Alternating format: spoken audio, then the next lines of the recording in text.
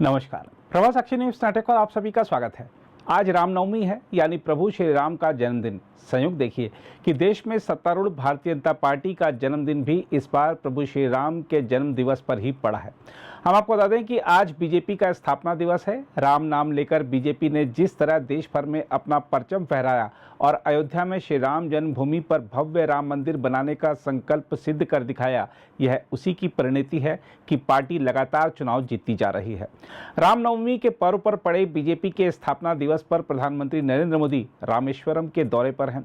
रामेश्वरम को वह स्थान माना जाता है जहां भगवान श्री राम ने रावण को हराने के लिए लंका तक जाने के लिए पुल का निर्माण किया था। खास बात यह है कि प्रधानमंत्री रामेश्वरम में श्रीलंका यात्रा के बाद पहुंचे हैं। प्रधानमंत्री ने यहां पंबन पुल का उद्घाटन किया है। रामनवमी यानी राम जी के जन्मदिन के दिन प्रधानमंत्री द्वारा इस पुल का उद्घाटन करने का काफी धार्मिक महत्व भी माना जा रहा है। दूसरी ओर बीजेपी आज अपने स्थापना दिवस पर कई कार्यक्रम आयोजित कर रही है। पार्टी के नेता अपने भाषणों में कह रहे हैं कि भारतीय जनता पार्टी जहां राष्ट्र भक्ति को समर्पित है, वहीं विरोधी दलों का समर्पण परिवार भक्ति के प्रति है।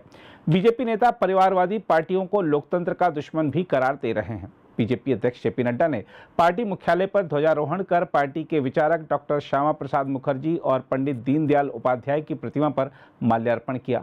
वहीं प्रधानमंत्री नरेंद्र मोदी, केंद्रीय गृह मंत्री अमित शाह तथा बीजेपी के अन्य वरिष्ठ नेताओं ने पार्टी स्थापना दिवस पर कार्यकर्ताओं को बधाई देते हुए उनका मार्गदर्शन भी किया है। इसके अलावा सभी राज्यों में पार्टी की ओर से तमाम कार्यक्रम आयोजित किए जा रहे हैं और अब तक के सफर में योगदान देने वाले नेताओं और कार्यकर्ताओं को याद किया जा रहा है।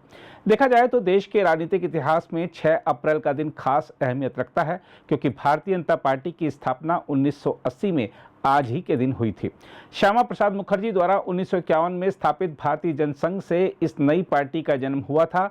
स्वर्गीय अटल बिहारी वाजपेयी ने मुंबई में हुए अधिवेशन में बीजेपी की नींव रखी थी और वह पार्टी के पहले अध्यक्ष भी चुने गए थे।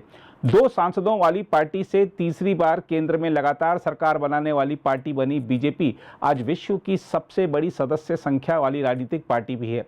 यही नहीं, आज देश में बीजेपी या बीजेपी के नेतृत्व वाले एनडीए की 1.5 दर्जन से ज्यादा राज्यों में सरकारें हैं। इस तरह पंडित दीनदयाल उपाध्याय के एकात्म मानववाद की विचारधारा से उपजी भारतीय जनता पार्टी एक तरह से अपने स्वर्णिम काल में है। जनता का बीजेपी के प्रति समर्पण इसलिए भी बढ़ता जा रहा है क्योंकि वह चुनाव परिणाम की परवाह किए बिना राष्ट्र हित के मुद्दों पर आगे बढ़ने में जरा भी संकोच नहीं करती।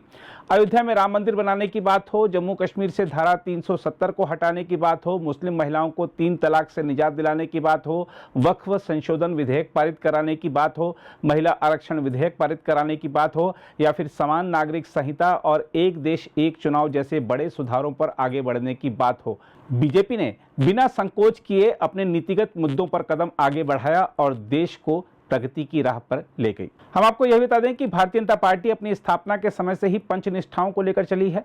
यह पंचनिष्ठाएं हैं राष्ट्रवाद और राष्ट्रीय एकता, लोकतंत्र, सामाजिक और आर्थिक विषय पर गांधीवादी दृष्टिकोण, सकारात्मक पंथ निरपेक्षता, मूल्यों पर आधारित राजनीति। इसके अलावा प्रधानमंत्री नरेंद्र मोदी की ओर से तय किए गए संकल्प एक भारत श्रेष्ठ भारत 2047 तक विकसित भारत को सिद्ध करने के लिए बीजेपी सबका साथ, सबका विकास, सबका विश्वास और सबका प्रयास के मूलमंत्र के आधार पर काम करने में जुटी हुई है। अगर आप भी लेना चाहते हैं देश दुनिया की तमाम जानकारी तो आज ही सब्सक्राइब करें हमारे चैनल को। साथ ही नीचे दिए बेल आइकन को जरूर दबाएं ताकि हर अपडेट आप तक पहुंच सके।